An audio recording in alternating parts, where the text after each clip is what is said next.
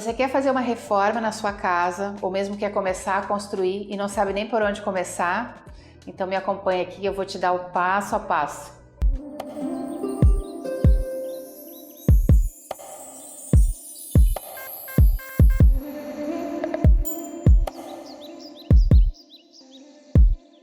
Seja bem-vindo ao canal Reambientando do Seu Jeito. Eu sou a Jane e hoje eu trouxe para você o passo a passo de uma construção.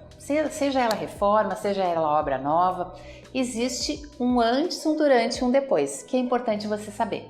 A gente recebe às vezes no escritório pessoas dizendo assim: contratei o pedreiro e ele está lá na obra esperando. Quanto tempo a senhora demora para me entregar o projeto? Só para o orçamento demora alguns dias, né? Depois de contratado, contrato assinado, enfim, a gente ainda tem um tempo para a elaboração desse projeto. Então achei importante trazer para você aqui o passo a passo, para você entender como é que as coisas funcionam. Você não tem obrigação de saber, você não é do ramo da construção civil, não tem obrigação de saber. Então, o objetivo do canal Reambientando do Seu Jeito justamente é esse: trazer conteúdo para que você entenda o mundo da construção civil, da arquitetura e do projeto arquitetônico também. A gente tem uma etapa de projeto e depois uma etapa de obra. Vamos começar falando da etapa de projeto.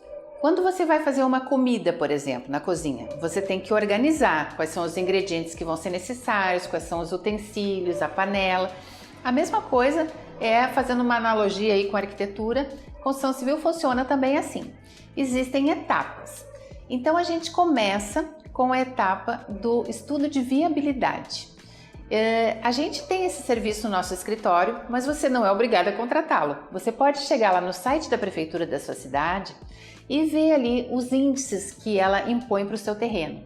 Então, quantos andares pode construir, quais são os recuos que são exigidos, qual é a taxa de ocupação. Eu tenho um treinamento, inclusive, Construa para Investir, que eu cito essas coisas passo a passo e tal, e em breve a gente vai ter novidades sobre o treinamento. Mas voltando lá para o estudo de viabilidade, o estudo de viabilidade é o conhecimento desses índices do seu terreno, o que dá para fazer nele. Se você for fazer uma reforma, por exemplo, como a que eu estou fazendo aqui nesse apartamento, se esse apartamento fosse uma casa térrea e eu fosse fazer uma reforma só por dentro, eu também não precisaria entrar na prefeitura, assim como não estou precisando nesse apartamento. Eu não preciso da aprovação da prefeitura para fazer uma reforma interna no imóvel. Quando que a gente precisa dessa aprovação? Quando essa reforma tem aumento de área. Eu estou subindo um pavimento, eu estou fazendo um puxadinho, eu estou aumentando alguma coisa, aí eu preciso da aprovação da prefeitura.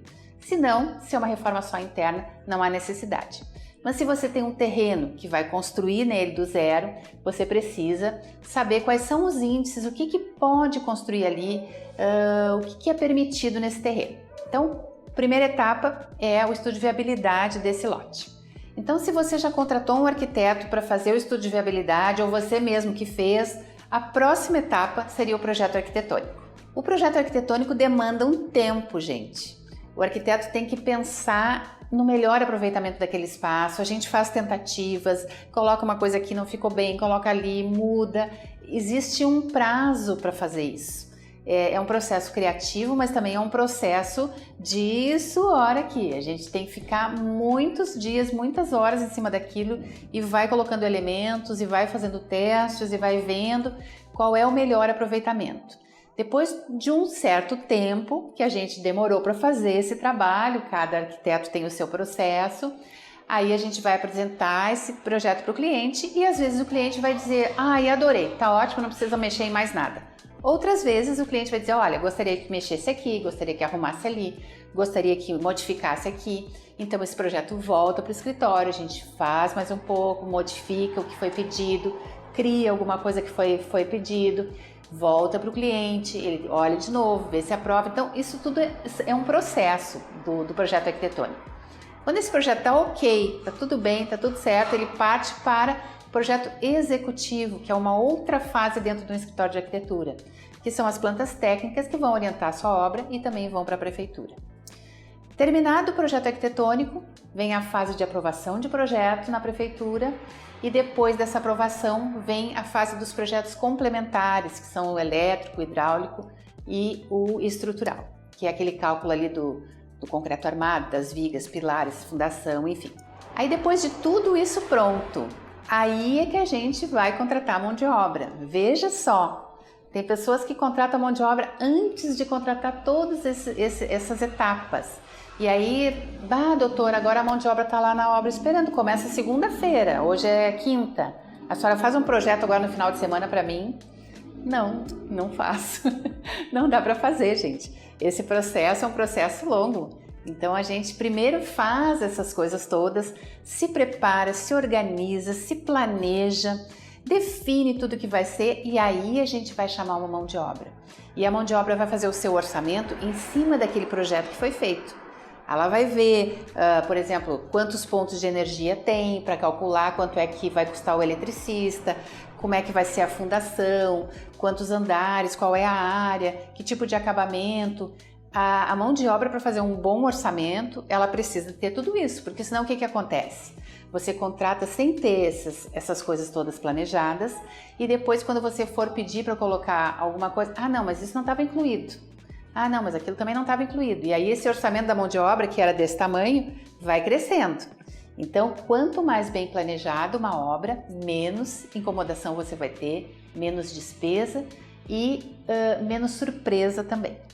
Quero saber se você está gostando dessas dicas. Se estiver gostando, deixa eu saber que você está gostando. Deixa o seu like e clica ali naquele botãozinho de se inscrever, para se inscrever no canal e ativar o sininho das notificações para você ficar sabendo todas as novidades que a gente tem por aqui. Bom, agora vamos para a obra propriamente dita. Você já fez o estudo de viabilidade, se for o caso, no meu caso aqui reforma não seria necessário. Você já fez o projeto com o arquiteto, você já fez os projetos complementares, você já aprovou na prefeitura, você já contratou a mão de obra, então agora a obra vai começar. Eu vou falar sobre as etapas de uma reforma, porque eu estou aqui dentro do apartamento 2 em 1 e essa série dessa reforma de apartamento eu estou aproveitando para mostrar para você como é que funciona. Então eu vou falar das etapas de uma reforma e dessa reforma aqui específica que eu fiz nesse apartamento. Para quem ainda não assistiu os outros vídeos dessa série, vou deixar o card da playlist aqui e também na descrição desse vídeo vou deixar lá a playlist para você dar uma olhada em todas os outros vídeos que a gente já fez sobre essa reforma. Mas fazendo um resumo rapidíssimo aqui para você, aqui são 2 apartamentos, por isso se chama reforma no apartamento 2 em 1. São 2 apartamentos, o cliente mora em um e comprou o apartamento ao lado e se abriu uma parede entre os apartamentos que se transformou em um apartamento só. Então nós fizemos toda a reforma no apartamento que foi comprado enquanto eles estavam morando no outro. E deixamos para abrir a parede entre um e outro já lá no fim da reforma. E aí agora eu estou mais ou menos nessa fase. Então vou contar para você quais foram essas etapas. Então a gente começou aqui com o projeto arquitetônico, claro, e depois com o projeto estrutural, porque aqui atrás de mim era uma parede e eu tinha a cozinha separada da sala. Um edifício que tem paredes estruturais e tenho mais 2 andares em cima. Então foi fundamental aqui um projeto estrutural de reforço dessa estrutura, para sustentar esses andares em cima. Tendo esses projetos em mãos, contratei a mão de obra e comecei a demolição. Para demolir essas paredes estruturais, eu já tenho um vídeo sobre isso no canal também. A gente precisou escorar as lajes, demolir essas paredes. Depois da demolição, então, começaram as instalações elétricas e hidrossanitárias. Como o imóvel é muito antigo, na época que ele foi construído, não existiam tantos equipamentos elétricos, então foi necessário fazer praticamente uma nova instalação elétrica aqui. Tiramos todos os fios de dentro dos canos e fizemos tudo de novo. E falando na organização dentro do canteiro de obras, eu até já tenho um vídeo sobre isso, a Soprano nos ajudou muito nisso, porque nos mandou as utilidades térmicas deles e a gente utilizou vários itens na obra. Depois disso, a gente trocou as janelas do apartamento.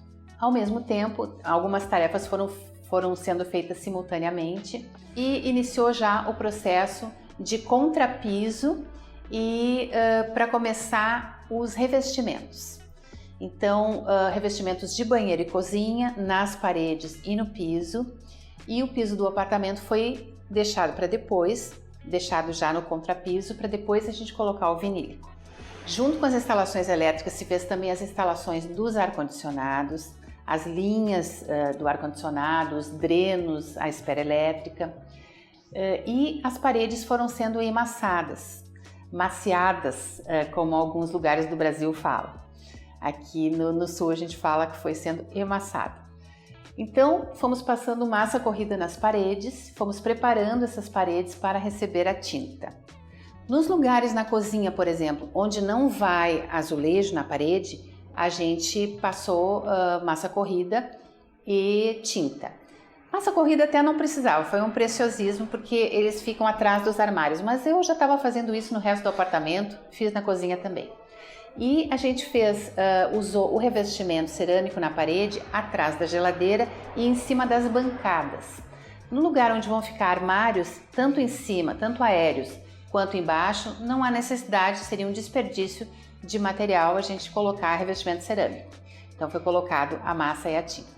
Junto com essa fase de emassar as paredes, o gesseiro também começou a trabalhar e fechou os buracos que ficavam em cima das caixas das persianas, porque era um apartamento antigo. Como nós trocamos as janelas, as persianas iam até o teto, aquela caixa grande. E a persiana nova não é assim, ela é bem menor, então ficou uma caixa em cima que a gente fechou com gesso acartonado. Fechamos também os forros da cozinha e do banheiro e assim que o gesseiro saiu, o pintor já estava passando massa nas paredes e já aproveitou e passou massa nos tetos também. E já começou a tocar a tinta nas paredes, a primeira demão. Depois disso vem a preparação dos pisos para receber o vinílico. E aí a gente deu uma paradinha. Por quê? Porque a nossa obra tem essa particularidade de transformar 2 apartamentos em um. Nesse momento em que nós já estávamos aqui com as janelas, com os revestimentos todos, as instalações prontas, os revestimentos de banheiro e cozinha pronta, com a pintura praticamente pronta, aí a gente então resolveu abrir a parede que dá entre os 2 apartamentos. E a abertura ficou assim, gente. Lembra quando isso aqui estava tudo fechado? A gente abriu, colocou o drywall para cobrir a estrutura metálica de reforço aqui e ficou aberto, ficou um salão aqui. Aí a vida das pessoas que estavam no outro apartamento se transformou naquela coisa da pessoa morando dentro de uma obra. Aquela beleza, né, gente? Mas faz parte. Então, esse apartamento, quando a gente abriu a parede, fez aquela poeirada toda e a gente precisou, eles ficaram morando mais uma semana aqui e depois eles tiveram que se mudar e ficar uns 15 dias fora de casa, porque nós precisamos preparar o piso todo para receber o vinílico, inclusive no piso do apartamento antigo. Então foi retirado o piso laminado que existia naquele apartamento antigo, banheiro e cozinha não mexemos, mas foi feita toda a preparação desse piso vinílico. Então é a lixação, aquele processo todo que, se vocês não viram o processo do piso vinílico, deixar o card aqui e a descrição no final, vocês dão uma olhadinha lá como é que se faz essa preparação para o piso vinílico. Para fazer essa preparação para o piso vinílico, em todo o apartamento que eles moram tinha móveis. Então tivemos que retirar os móveis, colocar dentro da cozinha, dentro dos banheiros, dos lugares onde a gente não ia precisar fazer essa colocação de piso. E para isso fizemos, primeiro colocamos o piso vinílico na suíte e no closet, para poder também levar os móveis para lá e fazer o resto do piso no restante do apartamento. Depois de preparado o piso, instalado o piso vinílico, daí vem os rodapés. A colocação desses rodapés e também a instalação das portas do apartamento. No apartamento novo já não tinham essas portas e no apartamento antigo essas portas foram retiradas antes de preparar o piso vinílico, para que ele pudesse entrar inclusive embaixo dos marcos e tudo mais. Por último, então, as portas, a fechadura eletrônica no apartamento e aí a obra está finalizada. Limpeza de obra e aí a obra está finalizada. A marcenaria, no momento que eu estou gravando esse vídeo para vocês, foi montado uma parte do closet e ainda não foi montada a cozinha. Estou sentada aqui onde será a cozinha. E depois de terminada essa marcenaria, aí o apartamento está pronto. Instalar os lustres e colocar o restante dos móveis. Eles vão ficar fora do apartamento uns 15 dias, porque durante essa preparação de piso, retirada de porta e colocação de porta, então vai dar mais ou menos uns 15 dias.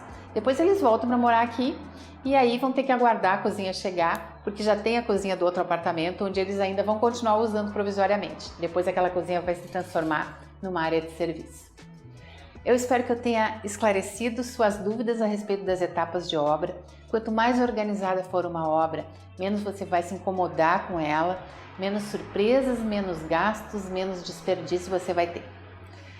Um beijo, obrigada pela sua companhia. Até o próximo vídeo. Tchau!